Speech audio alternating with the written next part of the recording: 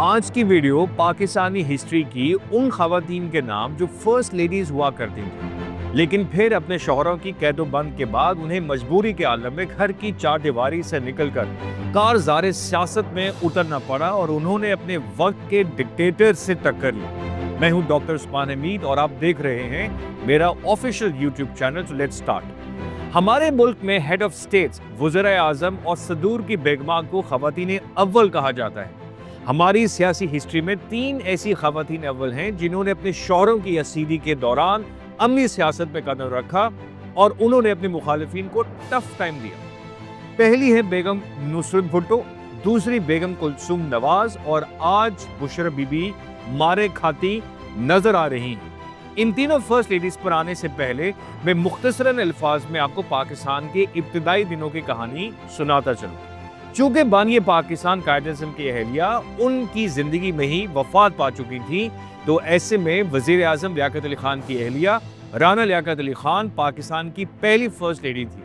کتابوں میں تحریر ہے کہ پاکستان کو بنے ابھی 4 ماہ گزرے تھے کہ قائد اعظم کی ہمشیرہ فاطمہ جناح اور لیاقت علی خان کی اہلیہ بیگم رانا لیاقت علی خان کے مابین بد اعتمادی کی فضا نے جنم لیا۔ دونوں کے تعلقات میں اتنا بگاڑ آ چکا تھا کہ گورنر ہاؤس کی ایک تقریب میں بیگم رانا لیاقت علی خان نے مس فاطمہ جناح کے ساتھ بیٹھنے سے انکار کر دیا اور کہا، میں تو اکثر ان سے ملتی جلتی رہتی ہوں، لہٰذا دیگر خواتین کو مس جناح کے ساتھ بیٹھنے کا موقع فراہم کیا جائے۔ خواتین کی لڑائی میں شدت آئی تو 27 دسمبر 1947 کو لیاقت علی خان نے وزارت عظمیٰ کے منصب سے استعفیٰ دے دیا۔ جب ان کا استعفیٰ منظوری کے لیے گورنر جنرل کی ٹیبل پر پہنچا تو قائد اعظم نے اسے فوراً مسترد کر دیا۔ بعد ازاں جب لیاقت علی خان کی قائد سے ملاقات ہوئی تو قائد اعظم نے ان سے کہا کہ ہمیں اپنے برسوں پرانے دوستانہ تعلقات کو اپنی اہلیہ یا بہن کی وجہ سے خراب نہیں کرنے چاہیے۔ بعد ازاں لیاقت علی خان نے اپنا استعفیٰ واپس لے لیا۔ پرائم منسٹر لیاقت علی خان کے دور حکومت میں پنڈی سازش پکڑی گئی، جس کے بعد بری افواج کے chief of general staff major general Akbar Khan سمیت کئی فوجی جرنیل، کمیونسٹ پارٹی آف پاکستان کے سربراہ اور فیض احمد فیض کو گرفتار کر کے حیدرآباد جیل منتقل کر دیا گیا۔ اس کے چند مہینے بعد لیاقت علی خان کو راولپنڈی کے جلسے میں شہید کر دیا گیا۔ ان کی شہادت کے بعد بیگم لیاقت علی خان نے عملی سیاست کی بجائے سوشل ورک کو زیادہ پریفرنس دی۔ وہ کئی ملکوں میں سفیر بھی بنائی گئیں اور بھٹو دور میں گورنر سندھ کا پورٹ فولیو بھی ملا۔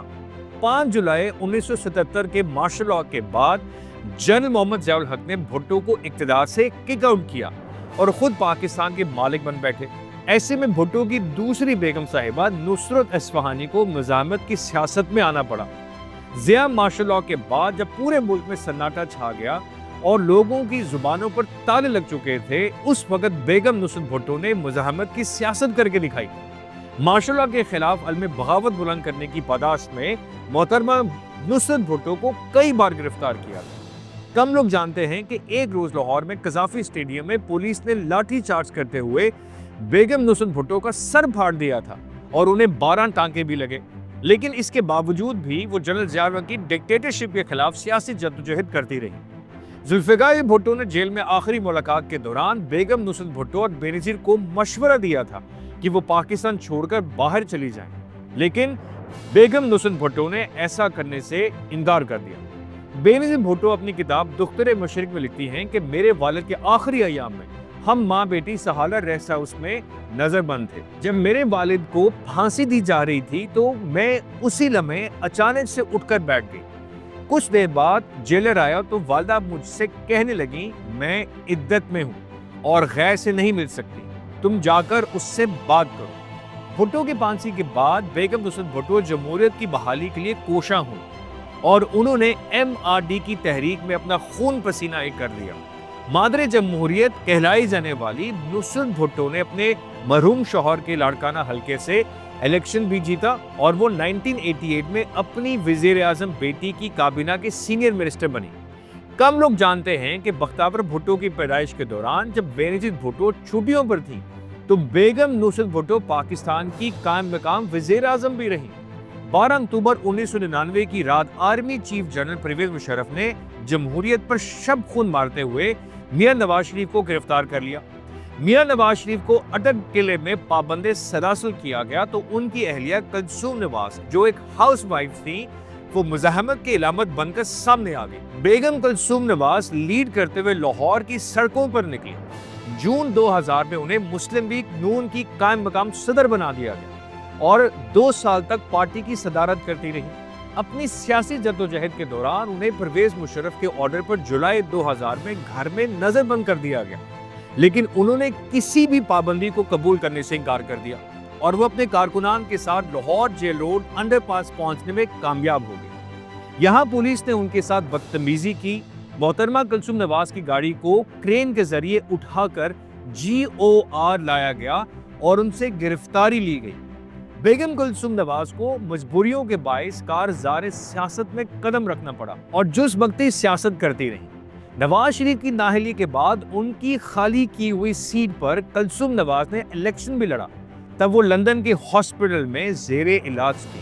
ان کی بیٹی مریم نواز یہاں پاکستان میں انتخابی مہم چلاتی رہی۔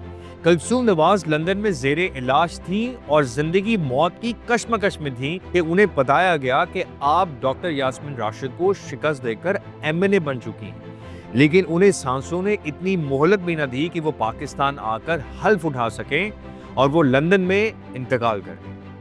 آج کی بات کریں تو ہمارے سیاسی افق پر ایک خاتون اول دکھائی دے رہی ہیں جن کا نام ہے بشرا ریاض وٹو۔ کپتان کی موجودہ شریک حیات بشرا بی بی ایک ہاؤس وائف ہیں اور عمران خان کے دور حکومت میں بھی وہ غیر ملکی دوروں میں ان کے ساتھ نہیں جاتی تھیں، لیکن اب وہ سیاست میں فرنٹ فٹ پر لیڈ کر رہی ہیں۔ بشرا بی بی کو آج سے چند روز پہلے رہائی ملی تھی اور اب وہ اپنے شوہر عمران خان کو آزاد کروانے کے مشن پر ہیں۔ عمران خان کی فائنل کال کی مناسبت سے بشرا بی بی قافلوں کو لیڈ کرتے ہوئے شہر اقتدار تک پہنچ آئیں۔ وہ DPO اٹک کی ریڈ لائن کو بھی خاطر میں نہ لائیں اور ڈی چوک کے قریب پہنچنے میں کامیاب ہوئی۔ مبصرین کا ماننا ہے کہ اب بشرا بی بی کی سیاست میں باقاعدہ انٹری ہو چکی ہے۔ بشرا بی بی کے اس مارچ کے دوران کئی مقامات پر اپنی تقریر کے ذریعے جوشیلے کارکنان کا لہو بھی گرمایا گیا۔ ابھی تک ثانیہ ڈی چوک کی گرد نہیں بیٹھی اور حالات آنے والے دنوں میں مزید واضح ہوں گے۔ امید ہے آپ کو میری آج کی کاوش پسند آئی ہوگی۔ اپنی قیمتی رائے دیں، اس ویڈیو کو اپنے لائک مائنڈڈ لوگوں کے ساتھ شیئر کرنا مت بھولیے گا۔ اپنا خیال رکھیں اور مجھے دعاؤں میں یاد رکھیں۔ اللہ حافظ۔